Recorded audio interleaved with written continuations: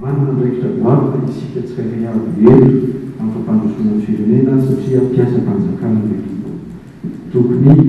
tarafina izany mpiasam-panjakana izany mbo mifiarahamonina, mbo mifiarahavelo satria nanao sermony mikabetsahantsika mifanaiky tamin'ny andraikitra, mifanaiky tamin'ny atidy fa tsy miterely.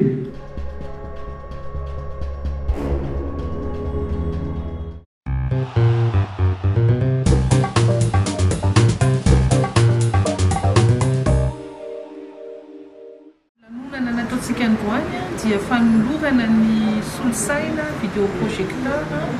ny écran ihany koa ho an'ny Fédération Chambre de Commerce et d'Industrie de Madagascar. Izay fantatsika ho fa mandrindra ny asa ny Chambre de Commerce rehetrarehetra eto Madagasikara izay misy 400 izay ma fédération anazy. Ka tao anatin'ny ezaka fanampiana nataon'ny ministère amin'ny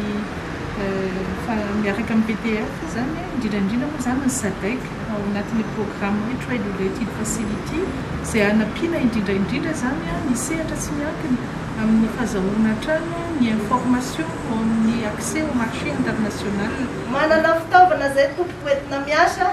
fa dia anjaranay no hanatotosa ny vina rehetra miaraka amin'izay torohevitra avy aminao raha madiminisitra dia makasitraka makatelina misaotra atsika mpiaraka miasa koa na natotosa ny vy sy fangadina hitana an'izao fitaovana izao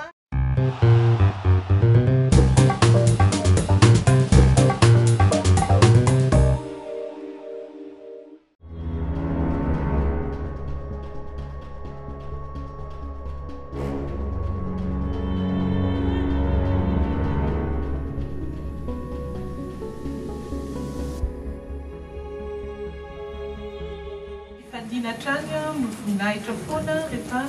mijery orinasa vaovao tahaka izao. Atrehantsika androany izao anjara asanay eto ministère ka mivolaza teo ny hoe manatsara hatrany ny tontolon'ny fandraharahana. Tena tafiditra tanteraka ao anatin'ny voalazan'Andriamanitra Palais général ny fetikasan'ny filoham-pirenena teo hoe inona ny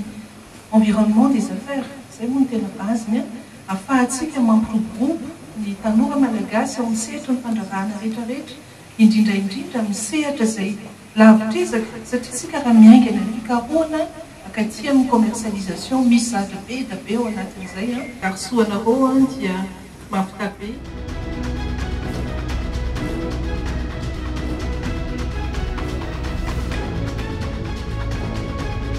Dia hikanatsika zany amin'ny fomba ofisialy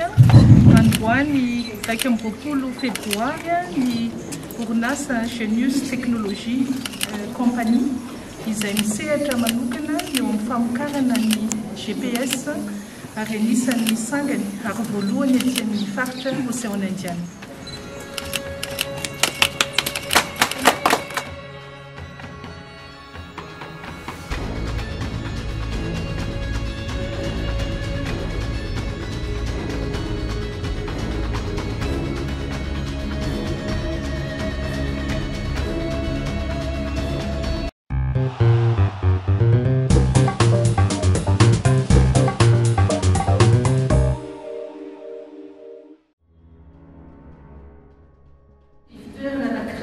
Azo atao hoe voalohany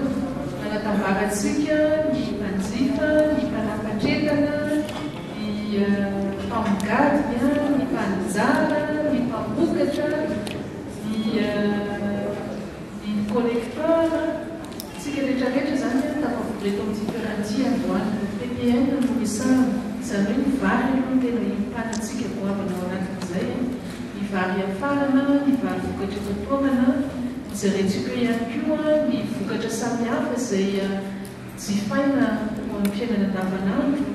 ohatra ny siramamy, ny menaka, ny lafariny. Hitanjosika ny voany eto amin'ity fivoriana ity dia ny ametrahana izay vidiny entana tokony manara-drarina ao anatin'ny fiainana firenena.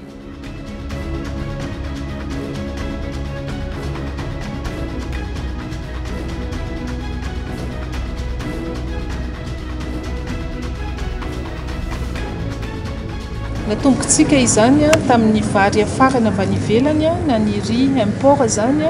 25% de brisure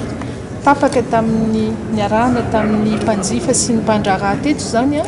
fa ho apetrakintsika 500 ariary ny kapoka na 770 ariary ny kilao eny amin'ny sehatra ny fanjifana jerentsika teo ihany koa vidin'ny menaka tapaka teo koa zany niarahana tamin'ny orinasa mpamokatra niarahana tamin'ny mpanjara rehetrarehetra ary ny teo amin'ny fitaterana fa 10,000 ariary no vidin'ny menaka izay menaka afatra na ny huile en vrac ny manaraka an'izay jerentsika teo ihany koa ny vidin'ny siramamy ny anankiroa moa ny siramamy hitantsika teo ny siramamy importé zany 740 ariary izay zany vidiny arahantsika eny amin'ny tsena ary ny siramamy vokatra eto amin'ny tsena anatiny dia 940 ariary ny vidin'ny lafarina dia tsy mihetsika 940 ariary ary ny vidin'ny lafarina farana avy any ivelany 740 ariary.